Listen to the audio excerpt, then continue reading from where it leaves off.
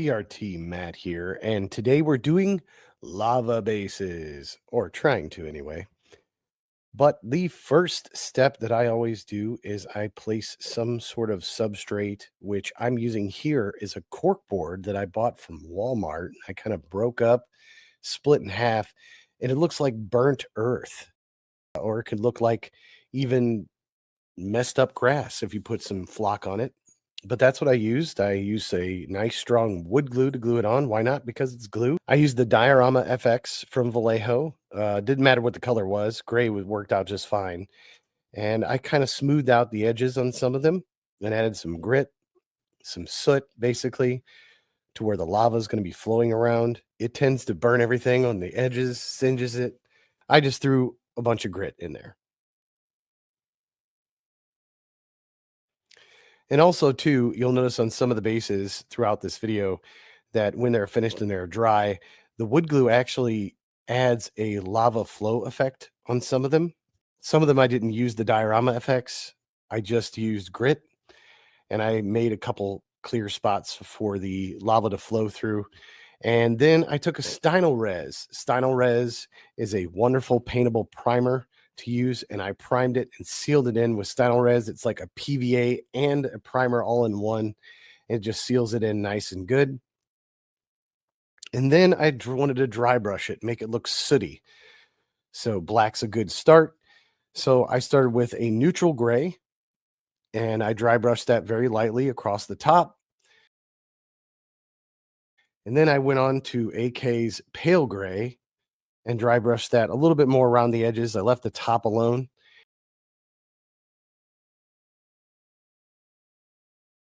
And then I took a white. And the reason why I used a white is because when the orange goes on the actual lava itself on the edges, it'll show up a heck of a lot better with the white around the edges. I did this kind of liberally around the edges. As you can see, it looks kind of sooty. It looks like it's burnt up. And there's ash sitting there, hot coals when you add the orange and stuff like that. And when you add the white, don't worry if you do too much because you'll be able to cover it up with your dry brush with the lava. First way is going to be more yellow and white, and it's going to be painted on more than dry brushed. I included both ways in this video because you could do it either way. My favorite is the dry brush method, the second one that I did later on in this video, but I could not disclude one or the other because both of them have their merits. On the first style, we're going to use a white to base coat where all our lava is going to go. I'm going to cover all those areas in the white. And do make sure you're getting all the nooks and crannies underneath wherever you put your substrate on the base itself. And once you have all the white finished and painted on there a couple times, do 2 thin coats, 3 thin coats, something like that of the white. Make sure it's there. You're going to grab your next paints, which for this one, I grabbed pale yellow, yellow, and volcanic yellow. Now, this is going to be the difference between both of the bases. I did not use pale yellow in the second one. So this one's going to be a little bit more yellow than orange, and that's going to be the difference between the two. I just had to include them both. So we're going to start with our yellow around the edges and around, and we're going to be painting this on rather than dry brushing. We're going to paint this yellow over the entirety of the white, leaving the very, very edges left over with white. And we're using our pale yellow first. And while we're painting this, we're leaving the innermost parts as white as we can, but we're taking that pale yellow and kind of doing a wash. And I want you to water down your paints or use Flow Improver to a 50-50 mix. They're nice and watery, and that way they'll blend very well with the white, and it won't be so overwhelming with the pale yellow. And all the mixes that I'm using a 50-50 paint to water mix. Now we're going to grab our yellow, which is a darker yellow than our pale yellow, and we're just going to do around the edges. We're going to be painting around the edges. Now, again, this base has got more yellow in it than the other one, and that's kind of what I was experimenting with when I was painting this. Is I was trying to see how much yellow, how much orange, that sort of thing. But this still turned out okay. This a little bit brighter than I wanted when the finished product, but it turned out okay. Once we Put on our yellow around mostly the edges, kind of leaving the inner parts of the lava where it's most brightest alone. But we're just darkening the yellow just a bit. And these are thin coats. They're about 50-50 water to paint. And I noticed that AK takes mixing with water very well. I'm sure to do better if we were to use flow improver, but this is what I used. Now we're going to introduce a little bit of orange into the base itself with our volcanic yellow, also an AK paint. And we're going to get closer to the edges of where the islands are, and just kind of sticking to the outermost parts of where the lava, makes contact with the actual ground itself. And it's also 50-50 mix as well. And we go over it a couple times, and it oranges it up just a little bit. And I actually liked it at the time, the way it was turning out. Now we're going to move on to our orange and our red. Now these, you don't really want the red in the lava per se. You want it more on the islands, the island part. And I mixed my orange with 50-50 to water. And I used a big dry brush for this.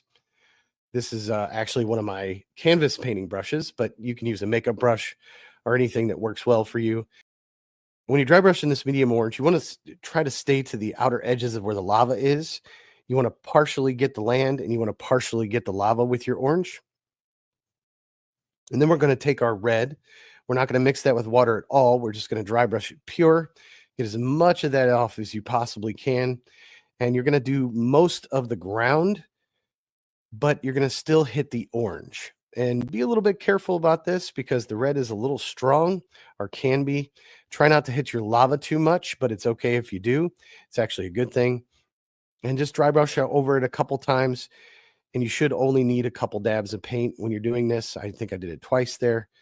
And it should bring out a little bit more of that orange, but it's also the highest point of where the fire and the lava and the heat is located. Starting to look like a lava base already. Now we're going to take and go back to our yellow.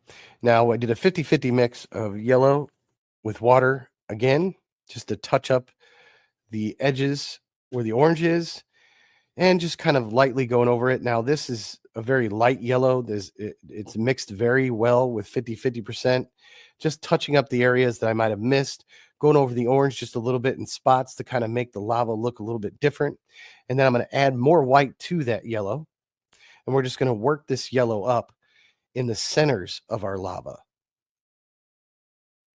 As you can see, I'm kind of sticking to the outside of the orange and just dabbing the paint on there. And it should be watery enough to where it should just leave little dabs and dry with the faintest blend of white and yellow. And I'm just doing this on the very edges, and I'm just working my way out from inside out from the ground and doing the centers of the actual lava itself.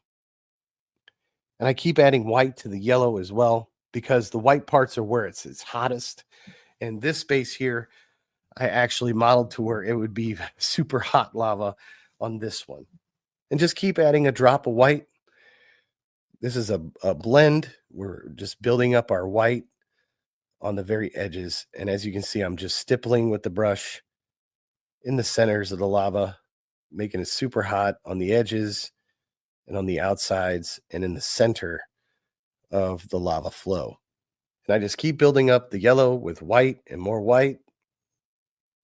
One drop of white more with each layer, one drop of water with each layer, working up our white to super hot white in the lava, right around the edges and the center points of the lava flow. And honestly, you can just build up these colors as white as you want them, whatever your preference is. I think I might have taken it just a little bit too far. I got a little bit too enthusiastic with it. But by the end, you're doing less and less with your brush, less and less stippling, and ending with just pure white on the very, very edges. Make sure you're 50-50 with water doing this. Otherwise, it'll just be a little bit too overwhelming with your white. And I'm stippling. That's all I'm doing, is I just keep stippling. And as you can see, the build up of the colors, I made it wider and wider. And at this point, I was a little unsatisfied with the job, so I wanted to add a little bit more yellow to it, just around the edges of the white, to kind of tone it down just a little bit with some yellow.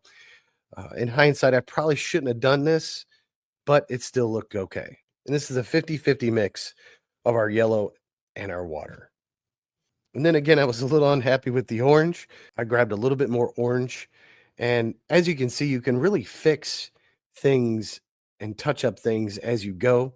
If you don't think there's enough orange in it, you can just touch it up with the orange. You can add some yellow on top of that orange, which is what I'm doing here, to kind of dull out the orange just a little bit and blend it a little bit more with the yellow. And what ended up happening with this base is I became really satisfied with the way it looked. I went ahead and grabbed my gloss varnish to finish it up. Once it was all dry and the blends were finished, and I paint the lava with a gloss varnish, and I paint the ground with a matte varnish.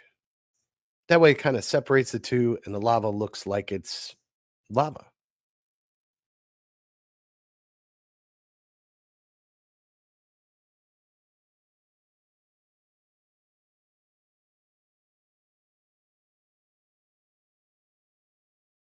And there you have our first finished lava base. Our second way of doing this is with dry brushing. We're going to grab our white, our volcanic yellow, and our red, and we are going to do nothing but dry brushing, and then we're going to fix it with blending after we're done dry brushing. And this way is a lot quicker, I think, but I wanted to show you guys both ways. So I started with the 50-50 mix, even though I'm dry brushing, with the yellow. And then I moved on to the volcanic yellow and just did a simple dry brush around the edges of where I painted all the white for the lava flow. And then I moved on to my orange and did the same exact thing with the orange. And as you can see, it's very quickly becoming the same exact thing without having to put in so much effort into blending and mixing the water and the paint.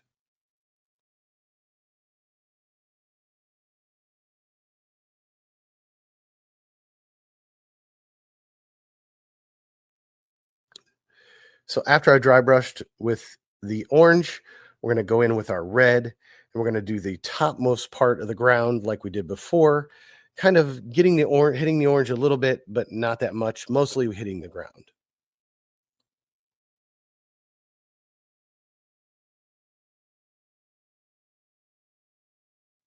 And now we're going to go around the whole entire thing with a 50-50 mix of our medium orange from AK. And we're just going to stipple the orange around the ground there, close to the yellow. And this is adding a little bit more orange to our bases.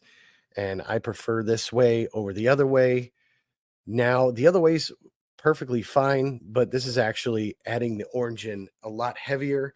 And I think it actually adds more pigment onto the base. And I think it looks better because we're just going in around the edges and adding our orange. Then we're going to get into our yellow, and we're going to start where we put the orange, stippled the orange in. And we're going to go around with our yellow. And then we're going to add some white to our yellow. Same 50-50 mix. And we're going to work our way into the hottest part of the lava flow instead of working our way out. Adding our yellow, adding our red, just blending things in, adding our yellow, adding our white to the yellow, doing the tips and the edges. Same way we did before, just with the dry brush. It makes it go a heck of a lot quicker, and I think it looks a lot better when you're stippling it on after a dry brush. And this I found is the quickest way of doing a lava base compared to the other way I was doing it. It took a heck of a lot less amount of time, and it looked just as good in my opinion. Actually, I think it looks a little bit better. I think having more orange involved in the lava is better than more yellow, but that's just my personal preference. I'll take our gloss varnish, our matte varnish on the ground, and we'll have another completed lava base. And there you have it, 2 completed lava bases, and I've done a few more since these and I like the last two that I did the most. So that's all I've got. Ta-ta!